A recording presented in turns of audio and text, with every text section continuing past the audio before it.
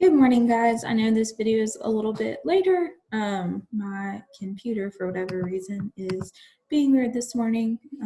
So I know the screen looks a little bit different than it has. For whatever reason, it won't let me make it larger to go through. So this is what we're gonna do. So I can at least go over some examples with you guys on chapter 11, section 8. So looking at this, yesterday you talked about finding the part. Today we're going to talk about finding the percent, and this goes along with page 208 or just the section 11-8 page in your packet or your workbook. So looking at this, yesterday we started talking about the formula percent times whole equals part.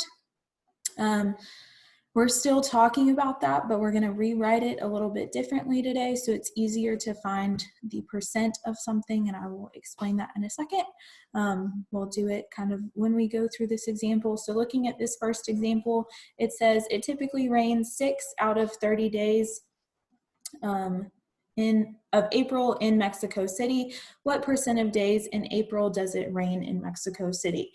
So what you are trying to find is the percent that represents 6 out of the 30 days. So another way that we can write this formula, it's still using the same things, is percent equals part divided by whole.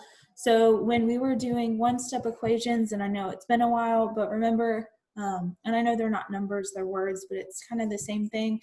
If you're multiplying something and you want to move it to the other side, remember we talked about doing the opposite operation. So the opposite of multiplication would be division.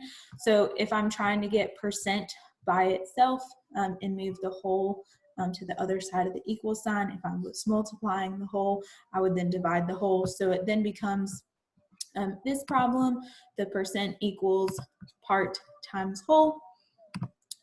So that's kind of my new formula that I'm going to start working with, and it's really the same thing, just changed to make it easier for you so you don't have to multiply and then divide and all of that. So looking at this, your percent that you're finding, and this actually means you guys have to divide. Your division problem is going to give you a decimal, and then you need to change that decimal into a percent. So this is kind of why we did sections 1 through 6 up until now, so you know how to change a decimal to percent to a decimal, and a fraction to a decimal, because you're actually using all of those things now when we're doing this. So it was 6 out of the 30 days, so your part would be 6 days, your whole would be the entire month of April, which is 30 days.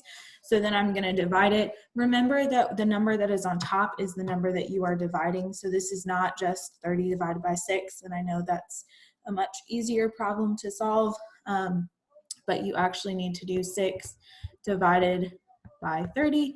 So 30 can't go into 6, so I'm going to put a 0 right there, and then I'm going to add a decimal behind the 6 and then add a 0, and then 30 can go into 60 2 times, and then that would give me 60, and I would have 0. And then remember, your decimal, wherever you put it in your problem, it's just going to move straight up into your answer, so it would be 0.2.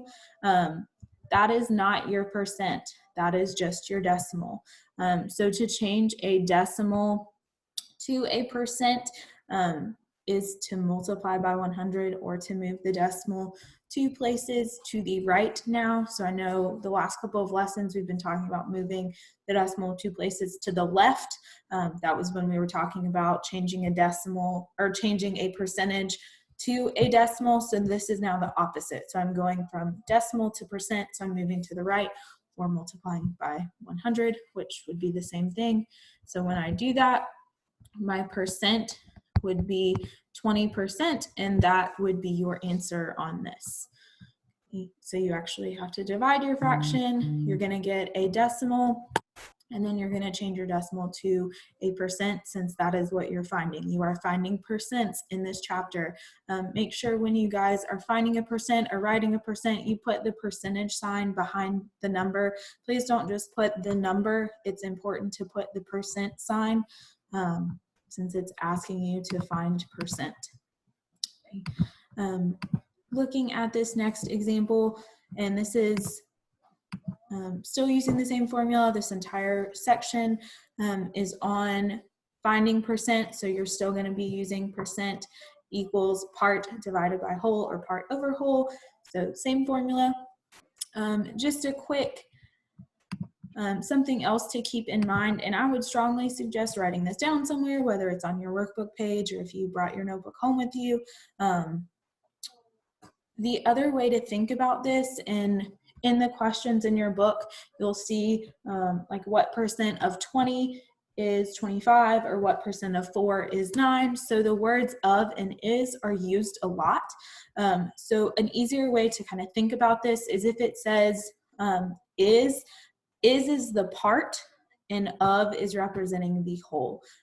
So you can also rewrite the equation to say percent is equal to is over of, if that helps you out some, because it's not going to say the part is 4, the whole is 8. They're going to use the words is and of. So just a quick kind of helpful hint if that helps you with this.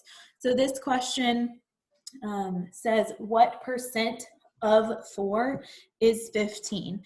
So we have talked about percents that have been greater than 100, so it's a great possibility that you guys can see a question like this where the larger number is the part and the whole is the smaller number. It is okay if that happens. So if you think you're wrong, don't question it. So use the of and is to help you. So in this question it says of 4, so I know that of tells me my whole, and then is tells me my part, so I can know where they go in my problem. So that's why I said I would write is over of, so that helps you a little bit more when you're placing your numbers so you know they're in the correct spot. So I have 15 over 4, and then you're going to divide it. So I have 15 divided by 4. 4 goes into 15. I feel like I should be asking you guys, and I'm waiting for responses because that's what we're used to in class, right? So 4 goes into 15 3 times, and I would get 12 and subtract to get a remainder of 3. And I'm going to actually keep going. I'm going to add a decimal since my answer is going to be in a decimal form in order to then change it to a percent. So I'm going to add a decimal and a 0 behind the 15 and then bring it down. 4 can go into 30 7 times. 7 times 4 is 28. I would subtract and get 2. And then I'm going to go ahead and add another 0 because I know that 4 can evenly go into 20, which would be 5, and then 5 times 4 is 20, and I would subtract and get a remainder of 0. So again, your decimal goes straight up, so it would be between the 3 and the 7, so your decimal would be 3.75, and then if I were to change that to a percent, remember I moved now 2 places to the right, so this would be 375% would be your answer. Okay. Going over 2 more examples. So this says 6 is what percent of 40? So remember I can write this as percent equals is over of or part over whole, however you want to think about it. So 6 is what percent of 40? So the 6 is going to go on the top, and then the 40 is going to go on the bottom based on the is and the of. So I'm going to divide 6 divided by 40. I know that 40 can't go into 6, so I'm going to put a decimal and a 0, and then 40 can go into 60 one time. I'm going to go ahead and move my decimal point up. If you need to put a 0 there to help you so you know that you've already done that part and put the decimal so you don't forget the decimals there, that's fine.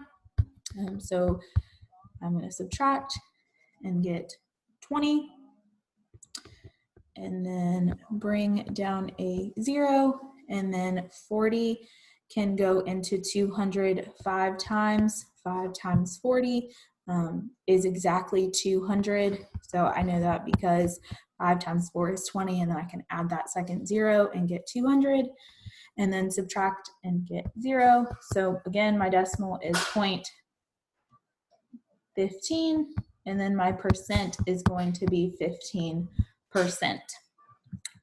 And going over one more question, since this is a word problem, it says Morgan works 9 hours each day. What percent of each weekday is Morgan not working? So this one doesn't give you two numbers, but if you think about it, you know the whole. So it's saying she works 9 hours each weekday.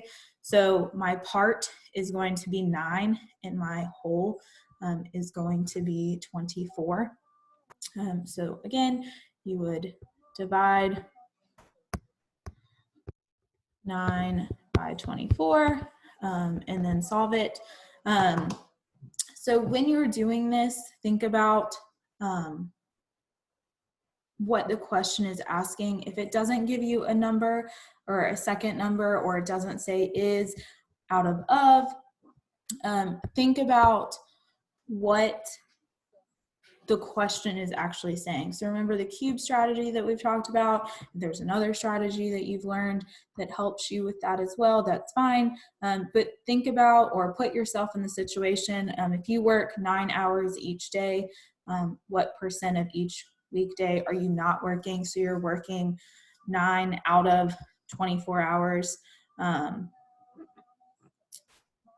Just think about if you're not working 9 hours or you're working 9 hours, then you can find out how many hours you're not working out of a total 24. So just think about those things. I know there was another question in your book that said the average in an April day that the sun is out. Again, there's still 24 hours in a day. Think about what the question is asking. If it's gives you a month, kind of like the very first question, and it says 6 out of all the days in April, you can look at a calendar and figure out, or hopefully you know, how many days are in each month. So if it doesn't give you it, kind of use the context clue, read the entire question. Don't just pull out numbers and put them in the question, especially if it's a word problem. Okay. I hope this helps you guys. If you have any questions with this, let me know.